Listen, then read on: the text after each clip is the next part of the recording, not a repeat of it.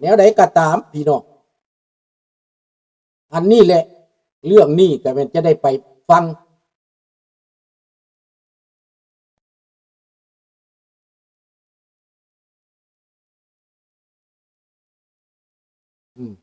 ถ้าป้าไปบอกไปป้าก็สิไปอยู่ดอกมือนะอันนั้นพี่น้องอันเห็นในเพลงที่ข้าพเจ้าแต่งออกไปเนี่ยแม่นครบรอบ52 ปีข้าพเจ้าเด้อพี่น้องเด้อแม่นเซอร์ไพรส์ป้าเจ้าเด้อนั่นเด้อข้าพเจ้าแต่งเพลงเซอร์ไพรส์ป้า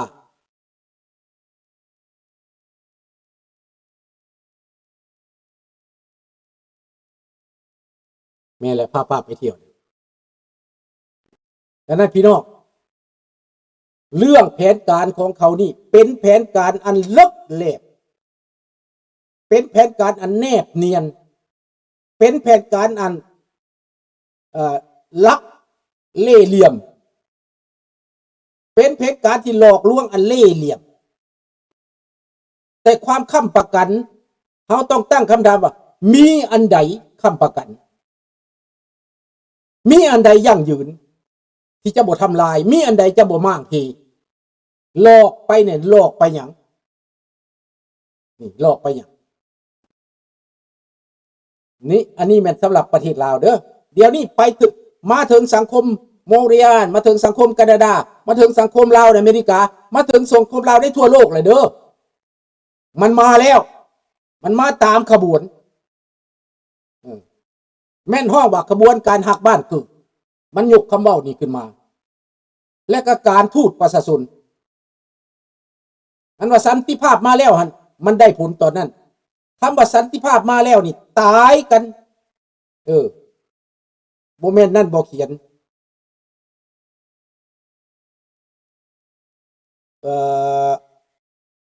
โมเมนต์กอแก้วเป็นยังกันนักแต่งเพลงเล่านักร้องเพลงเล่านี่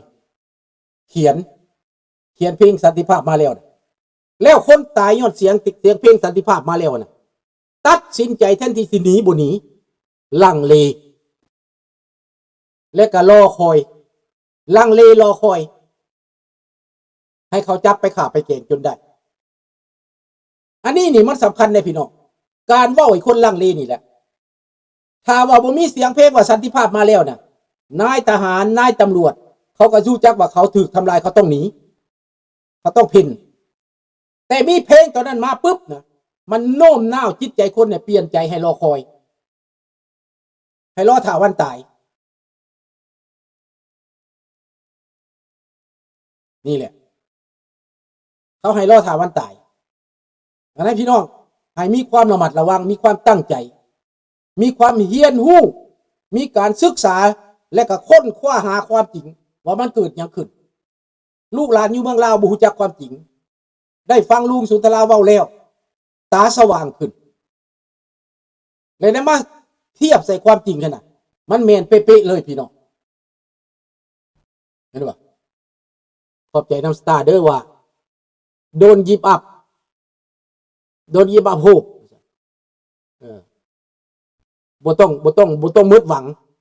ความหมายบ่ต้องมืดหวังนี่แหละสันติภาพของจูนนั่นแหละในเมื่อบัดมันได้อำนาจแล้วมันบ่ได้ไว้หน้าเจ้าบัดมันเอาไปฆ่าไปแกงพวกไปสัมมนามาแล้วก็เสียหัวบ่กล้าเว้าบ่กล้าว่าบ่กล้าตอบโต้มันแล้วบัดนี้ยอมมันแล้วเห็นบ่อันนี้แหละพี่น้องคนลาวมันเสียอยู่บนนี้เขาทำลายแล้วเหมือนนางไก่ตีนะมันออกจากสังเวียนแล้วมันจะบ่ตีอีกมันจะลบมันจะโยมจับเข้าสังเวียนมันก็อ้อไปโลดเขาเรียกว่าไก่ลบใครเคยตีไก่บ่เอาไปฝึกไปซ่อมมันกินดีอยู่ดีสิมันมาตีอีกขนาดเอาเข้าสังเวียนไปนี่มันตอด2 บาท 3 บาทเต้นออกจากคอกแล้วอ้าไปเลยแลนหางหลอดไปโลดเขาเรียกว่าไก่ลบแล้วคนคือกันถ้าคนนี่มันเอาไปทำลายสมองแล้วนะสบายดีเสียงแก้วเหมือนว่ามันเอาไปสัมมนาแล้วดิเจ้าสู้มันบ่ได้อีกแล้วพอมันทำลายขวัญเจ้าเบิดแหละขวัญหัวเจ้าบ่มีแหละมาอยู่ต่างประเทศเจ้าก็มีแต่หามหมูมีแต่ด้านหมูเบิดแหละมีแต่คัดขวางหมูแหละนี่เขาห้องว่ามันทำลายเบิดแล้ว เสียแล้วเสียคนไปแล้วเจ้าบ่เป็นตัวเองแล้วยามใดเจ้าคือเห็นแต่คำสั่งมันยามใดเจ้าคือเห็นแต่คำขู่ของมันยามใดเจ้าก็คือเห็นแต่คำหน้าขู่ของมันจิตวิญญาณของเจ้าไปหมดแล้วเสียแล้วเขา destroy แล้วเขา destroy ละโมรัลของเจ้าแล้วอันนี้เทคนิคของลาวแดงนี้แม่นทำลายโมโรของเจ้าทำลายอุดมการณ์ความคิดของเจ้าทำลายความเป็นคนของเจ้า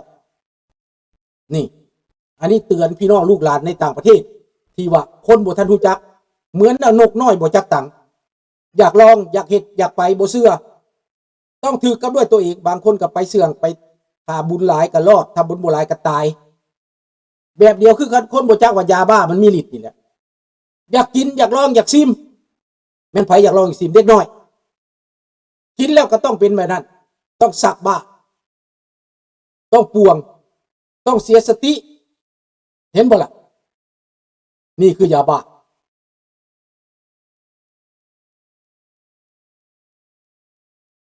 มันบ่มาหาจังได๋พอโดนัลด์ทรัมป์บีบเด้บักโปรตีนไปบ่รอดแล้วในยุโรปบักโปรตีนเสียนักได้นี่นะสงครามยูเครนนี่นะโปรตีนเสียนักมอสโกก็บ่ปลอดภัยเมืองต่างๆบ่ปลอดภัยระเบิดลงสบายดีทันเดือนคำลานอกแก้วขอบใจหลายๆคำลานอกแก้วแต่งเพลงให้คนนอนหลับสันติภาพมาแล้วเหมือนน้ำเต้าแก้วพดทรงเมธรณีผู้ใดมันขนาดนั้นผู้ใดคำเว้านั่นเจ้าแต่งเพลงให้คนนอนหลับก็นอนได้แล้วคนก็สะพังใจแล้วบัดนี้แทนที่สิคิดว่าโอ้อันตรายได้นี่บ่ว่าได้บอกให้เจ้านอนโลดบ่มีหยังบ่เกิดหยังขึ้นดอกนอนท่าตายได้แล้วพวกนั้นก็นอนท่าตายหรือพวกนายพลนายพันเพราะว่าสิได้สันติภาพดิสบายดีท่านสำราญคู่มือนี้เขาก็เหตุการณ์ทูตประชาชนมาเกี้ยกล่อมเจ้าเมืองลาวนี่หังมีเป็นดีได้สุดเจ้านี่นะเจ้าเป็นนายมีความรู้ความรักได้อยากได้เมียน้อยก็ได้อยากได้ผัวน้อยก็ได้เงินพวกเจ้ามีอำนาจพวกเจ้ามีบ่มีหยังภาครัฐนี่ยินดีหลับต้อนเด้อสีปูพรมแดงหลับพวกเจ้าพุ่นแล้วเมื่อนางคันธลีราชสมบัติได้เห็นแล้วก็โอ้ยอ่อนซ่อนแหลกออกอยู่แวบแล้วส่งไปนั่นโฆษณาส่วนเสือแทนเขาโอ้ยต้อยพี่น้องเอ๋ยจำไว้เด้อคันธลีเด้อคันบ่พอใจก็โทรมาเด้อโทรมาโลดคันบ่พอใจนั่นเจ้าเผยแพร่เรื่องนี้เฮ็ดหยังโทรมาบ่พอใจนั่น Facebook กับสุนทรานี่แหละโทรมาโลดเด้อสุนทรามันตรีวงศ์นี่เด้อเป็นภาษาลาวโทรมาโลดบ่พอใจน่ะเจ้าเผยแพร่เรื่องนี้มันเพื่อหยังจะเฮ็ดเพื่อหยังจะจุดประสงค์หยังเจ้าสื่นส้มเขาบ่เจ้าโฆษณาส่วนเสื่อให้คนกลับขึ้นมาตายเมื่อล่มบ่ให้คนเมื่อลุกมาจมบ่กลับโฆษณาคนลาวนี่กลับไปเป็นเหยื่อเผด็จการบ่บัดนี้ตาท่ามเตะเมื่อเด้บ่คือจมซะพออยากให้เราเตะเมื่อพวกใดบักนั่นน่ะเราเตะเมื่อโลดเตะพวกโฆษณาส่วนเสื่อเตะเมื่อตีนถีบขึ้นยนต์โดดมันเมื่ออย่าให้มันอยู่มันเป็นอะไรมันคือประโยชน์แท้มันประโยชน์ไรมันเมื่อมันเป็นแม่นั่นบ่พี่น้องมันมากเลยฮะแล้วตีนทีเมื่อโลดพวกนี้นะนี่อันนี้เนี่ยพี่น้องเรื่องของมันบาดนี้มาว่าเรื่องยูเครนมานี่เรื่องยูเครนนี่ตั้งแต่บัดนั้นมานี่รัสเซียนี่ตายเกือบจนมีรถถังสิมาเล่นแล้วนะรถถังคันเก่าที่32ก็ออกมาเล่นแล้วที่90ที่80มันบ่เหลือแล้วหุ่นมาเพ่มากล่ะแล่นไปหาจีนสิไปขออาวุธติแต่ถามว่าจีนสิกล้าบ่กล้าประเสริฐหน้ากับอเมริกาบ่กล้าประเสริฐหน้ากับยุโรปบ่ถ้าจีนขายอาวุธถ้าจีนส่งอาวุธให้รัสเซียนี่นะยุโรปก็จะลงโทษอย่างหนัก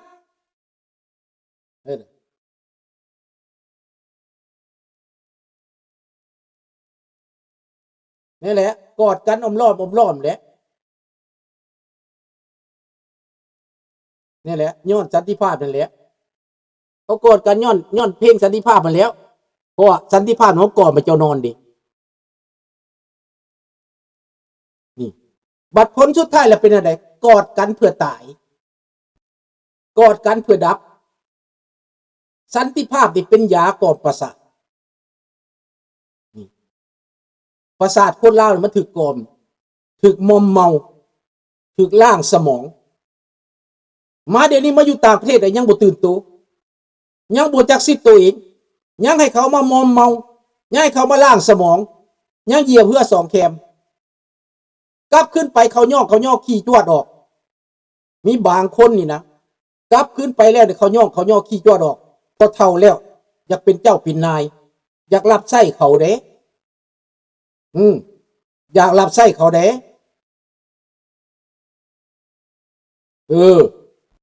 อยากเป็นเครื่องมือให้เขาเด้บางคนนี่อยากเป็นเครื่องมือเด้เอาเด้อผู้ใดอยากเฮ็ดหยังก็เฮ็ดบาปมีเวรมีกรรมมีบาปนั่นแหละมันสิเอาตอนเฒ่านี่แหละมันสิลงโทษเจ้าตอนเฒ่านี่แหละมันสิขายหน้าเจ้าตอนเฒ่านี่แหละอยู่บ่ดีก็บ่อยากอยู่ดีเด้กินบ่แซ่บนอนบ่หลับได้พี่น้องมันกินบ่แซ่บนอนบ่หลับมันอยากเฮ็ดความชั่ว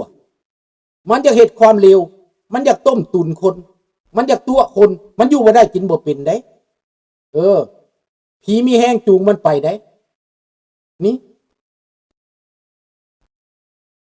สบายเสียงไทยแต่น่ะมันอยากใส่แบบนี้แหละพี่น้องมันอยากตัวอยากหลอกคนอยู่ดีๆก็ไปเป็นเครื่องมือเขาอยู่ดีๆก็ไปหับใส่เขาคนลาวเฮานี่ตายบ่หลาบเด้ตาย2 เทื่อก็ยังบ่หลาบเด้ฟื้นขึ้นมาได้เฮ็ดอีกรับใช้อีกยอมอีกดังนั้นพวกเราต้องจับตามันพี่น้องจับตาพวกโจรอันนี้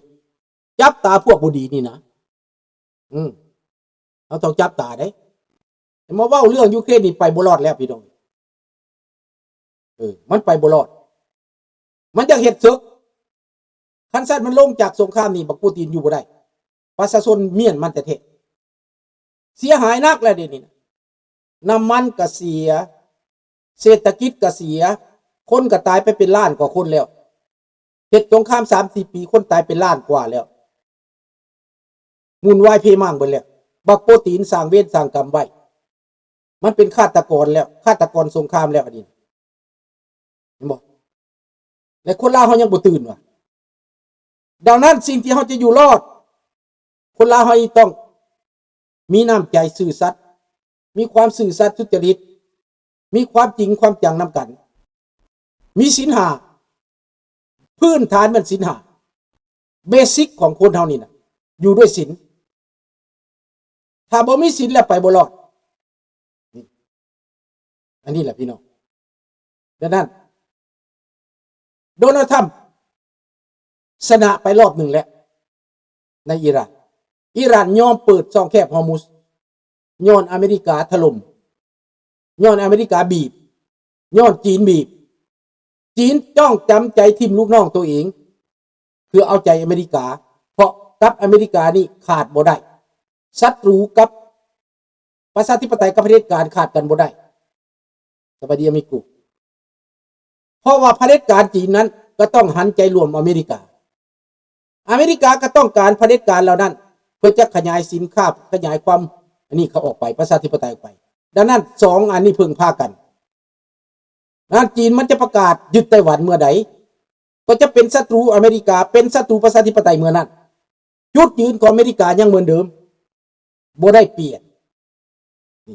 จุดยืนอเมริกาบ่ได้เปลี่ยนยังพร้อมช่วยเหลือประชาธิปไตยยังพร้อมที่จะอุ้มสู่ประชาธิปไตยยังพร้อมจะขยายประชาธิปไตยไปทั่วโลกสวัสดีน้องธนพรนี่แล้วนั้นประชาธิปไตยนี่โดนัลด์ทรัมป์ชนะไปรอบหนึ่งแล้วเพราะว่าอิหร่านยอมเปิดฮอร์มุซถ้าบ่เปิดคือหายนะจะมาเยือนอิหร่านก็ต้องเปิดแต่สิเปิดไปฮอดมือใดจริงจังใดกับเบิ่งต่อไปให้เบิ่งต่อไปแล้วพวกที่ว่าโอ้ยจีนน่ะนะอเมริกาจะสั่นอเมริกาจะสิก็จนเบื่อฟังแล้วเนาะ พี่น้องลูกหลานคนไทยที่